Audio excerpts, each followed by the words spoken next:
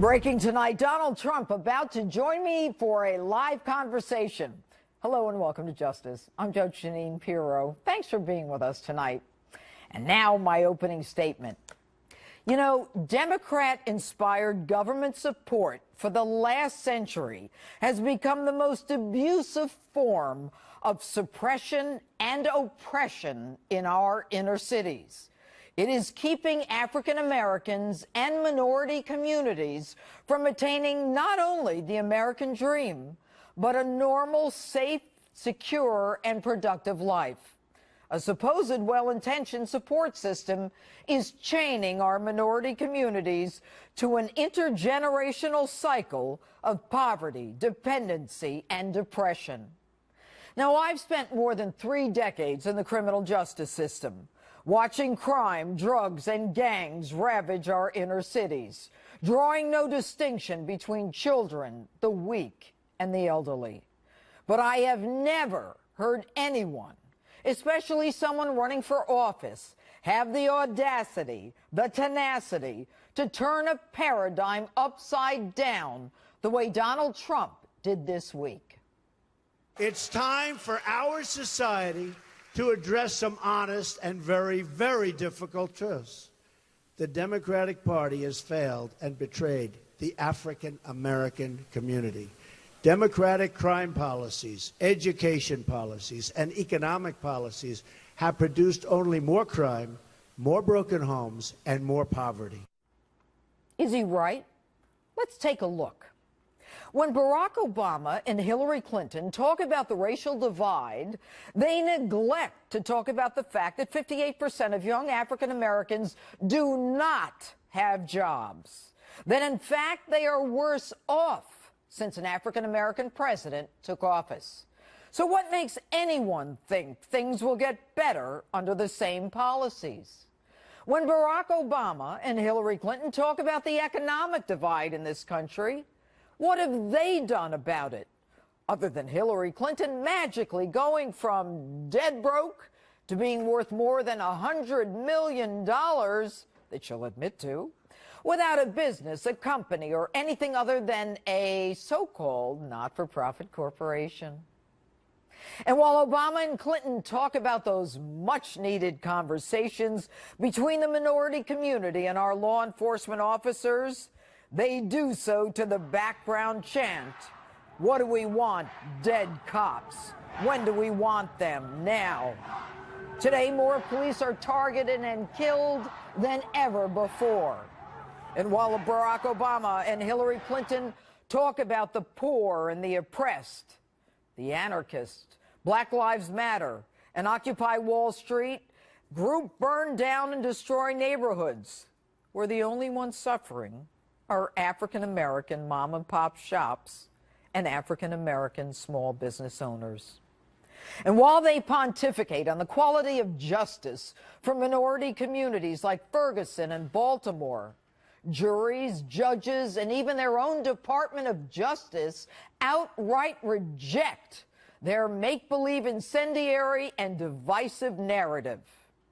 And in case you haven't noticed, gun crimes against African Americans in the inner cities only matter if law enforcement is involved. African American deaths, even of children on playgrounds on the south side of Chicago, just don't get the same outrage. And when this duo talk about the quality of education that young African American and minority children need to compete, they force an education bureaucracy and the unions that in turn support them, selling slick ads, while children in those communities drop out or fail on those families. No vision to help children like the lucky few who have experienced the voucher system or school choice that allows them to break the bonds of the inner city and soar their way to success.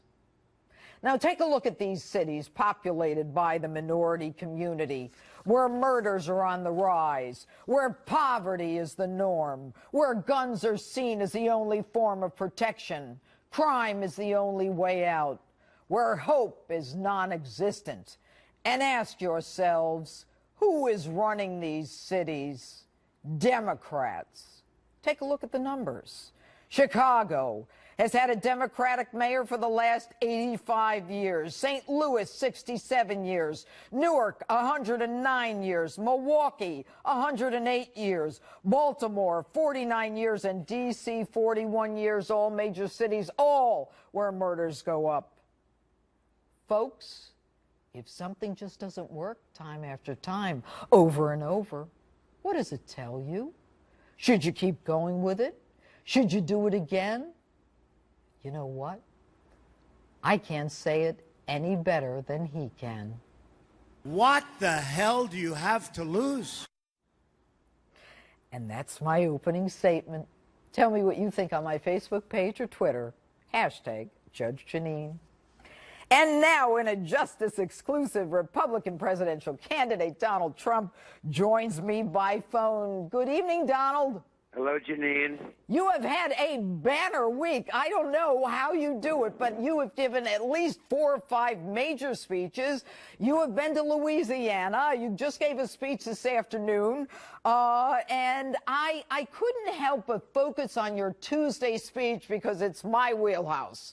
So I want to ask you, do you believe that there is any chance for the inner cities to survive in light of where they are today? Not with the people running them that are running them today, Jeanine. I mean, I know some of the people that actually are running them, and they couldn't care less. They just want the votes, and then after they get the votes, it's back to business as usual with special interests, and it's just not going to work. And the African-American people have been absolutely mistreated and abused by Democratic politicians who have taken advantage of them. And, you know, it was in my speech, and I really sort of just was reading the statistics where you have 40% that are living in poverty, 58% of the students, I mean, the young people, they can't get jobs. And, you know, it's just like a total catastrophe. The unemployment rates, everything is bad. No health care, no education, no anything. No anything. And poverty is unbelievable. And then I said, hey, wait a minute. Vote for me. What do you have to lose? I can't do worse. You can't do any worse than what these people have been doing, and I will do better. And actually said that if you vote for me the next time in 4 years, I'll get 95% of your vote because you're going to see such a big improvement. But I said to the African-American people in all of these cities, I just looked at those numbers. They're atrocious that you just put up. I said, vote for me. What do you have to lose? But what would you do differently, Donald? Well, I'd get jobs. For one thing, we're going to, you know, you need jobs. I'd also create spirit. We have a president who is absolutely a divider. I call him the great divider. And there is so little spirit, and there is such great division, and we need a cheerleader. I thought he was going to be a cheerleader. He's not a cheerleader. I mean, look at, as an example, he's up playing golf with his friends and doesn't know what's happening down in Louisiana. I was there.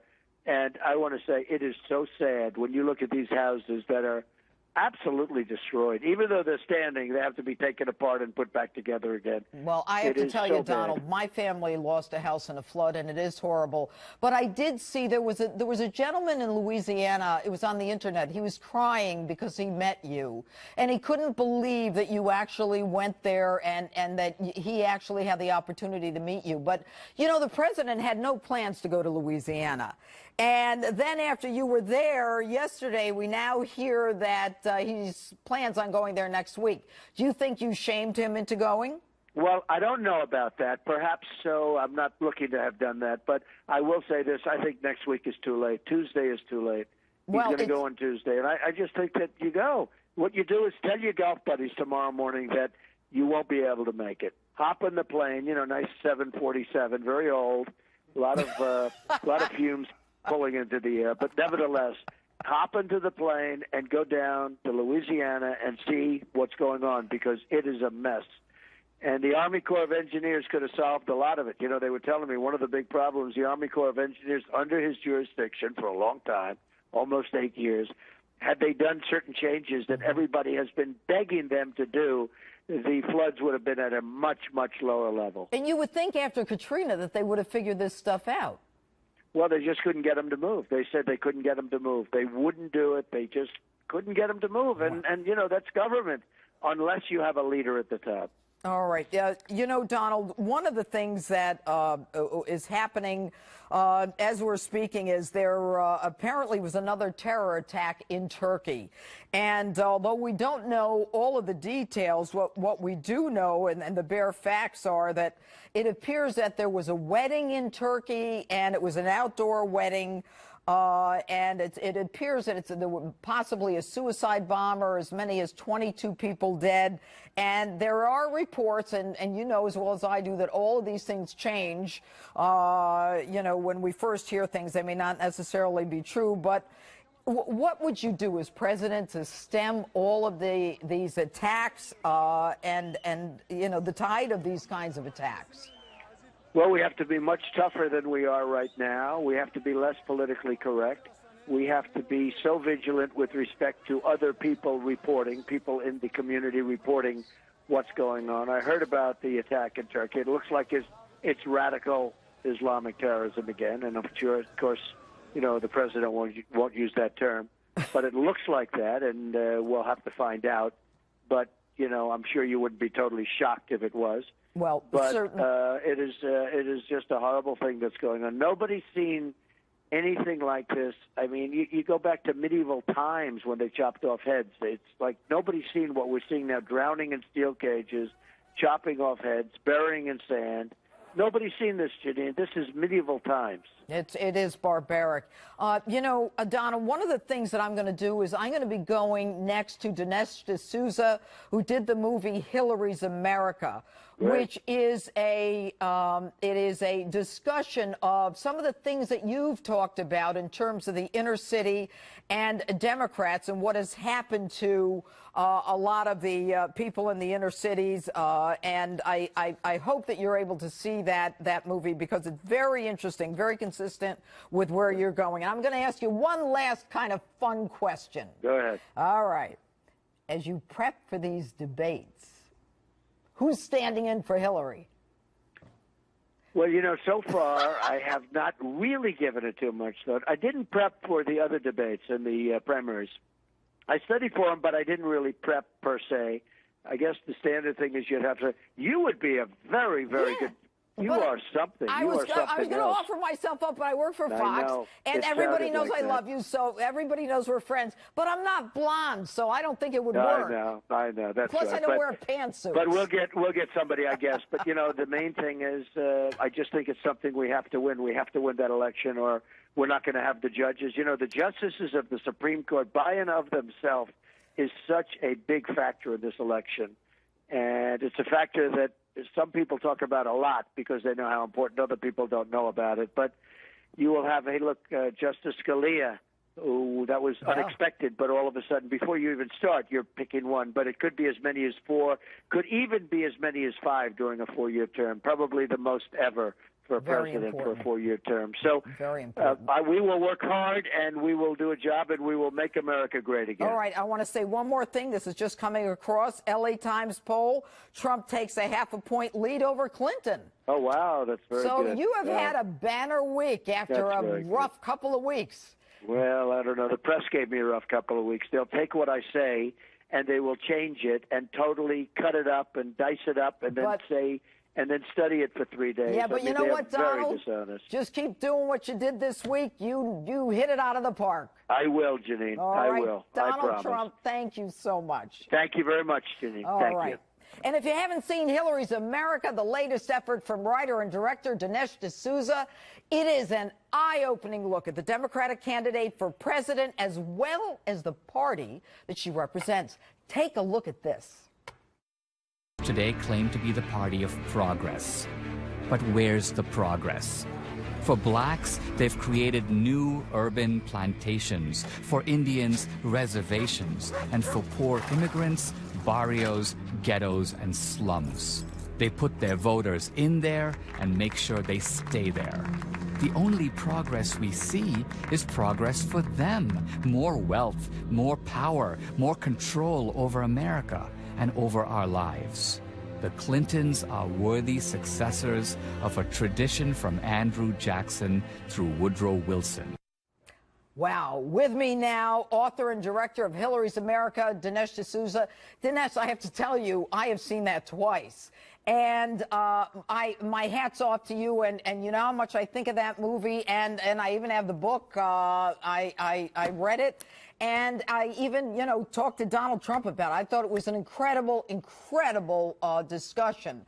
And what I don't think most Americans realize is the history of the Democrat Party as it relates to slavery, the taking away of Indian lands, putting Indians on reservations, and as it relates to civil rights in this country. Now, I don't want to get into a long discussion of it, but I want to talk to you about the 13th, 14th, and 15th Amendments. So tell me about those amendments and how they were voted on as it relates to Democrats and Republicans. Well, the 13th Amendment was the amendment that permanently abolished slavery. The Republicans pushed it. The Democrats unanimously, as a bloc, opposed it. But it passed. The 14th Amendment granted equal rights under the law. If I'm not mistaken, not a single Democrat voted for it. Right. The Republicans once again got it through. The 15th Amendment was the right to vote. Republicans pushed it through. The Democrats again in uniform opposition. Now, why is this important? It's important because Democrats today will claim credit for the civil rights movement of the 1960s. The Civil Rights Act of 64, the Voting Rights Act of 65. But those laws were all based upon constitutional provisions that had been put into the Constitution 100 years previously by the Republican Party, and their enforcement had been blocked for almost a century by the Democratic Party. So that's why this history is so important. The Democrats to this day claim to be the party of the good guys, of the little guys, of minorities, of women. Now, the real history is that the Democrats blocked women's suffrage. Yeah. They were the party of the Ku Klux Klan. They were the party of immigration restrictions, Dinesh, forced sterilization. Dinesh, nobody believes that. If I went out and did my man on the street, not that they're geniuses out there, but I asked them, everybody would swear on their homes that the Republicans are the ones who are the KKK and all that.